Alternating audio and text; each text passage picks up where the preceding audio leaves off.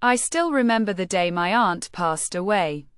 It was a sunny summer afternoon, and I was at her funeral, trying to come to terms with the loss. She was more than just an aunt to me. She was a mother figure who had always been there for me.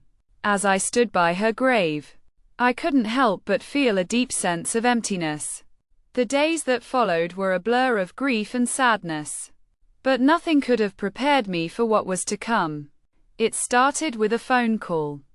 I was sitting in my room, staring at the wall, when my phone rang.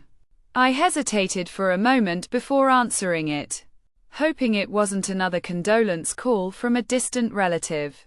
But as I said, "Hello," I was met with an eerie silence.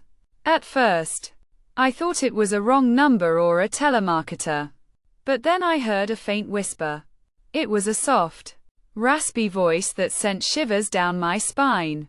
"Hello, dear," it said. My heart skipped a beat as I realized who it was. It was my aunt's voice. I tried to speak, but my voice was caught in my throat.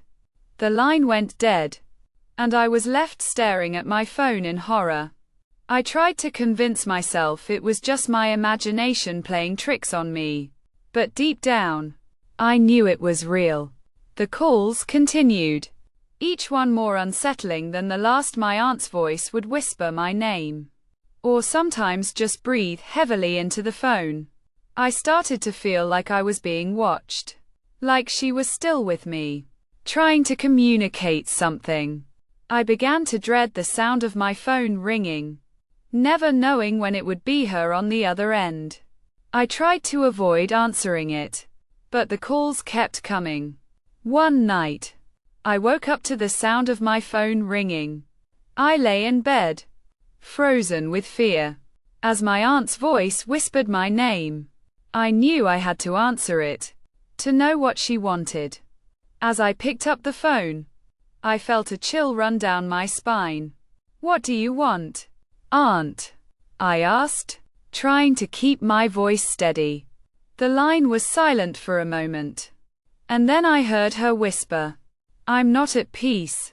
My blood ran cold as I realized that my aunt's spirit was trapped between worlds, and she was trying to tell me something. But what? I begged her to tell me, to give me some clue. But the line went dead again. The calls stopped after that, and I was left with more questions than answers. But the experience left me shaken, and I couldn't shake off the feeling that my aunt's spirit was still with me, watching me, waiting for me to uncover the truth. I started to research the paranormal, trying to understand what was happening. And then, one day, I stumbled upon an article about a local cemetery where the graves were said to be haunted.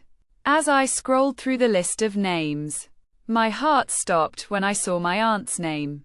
It was then that I realized the horrifying truth. My aunt's grave had been desecrated, her body removed from the cemetery. And then it hit me. The calls, the whispers, the feeling of being watched. It was all because my aunt's spirit was trying to tell me that she was not at peace, that her body was not where it was supposed to be. I felt a wave of nausea wash over me as I realized that I had been talking to my aunt's ghost. A ghost who was trapped between worlds, desperate to find peace. I don't know what happened to my aunt's body, or who was behind the desecration of her grave. But I do know that I will never forget the terror of those phone calls, and the realization that my aunt's spirit is still out there, waiting for justice.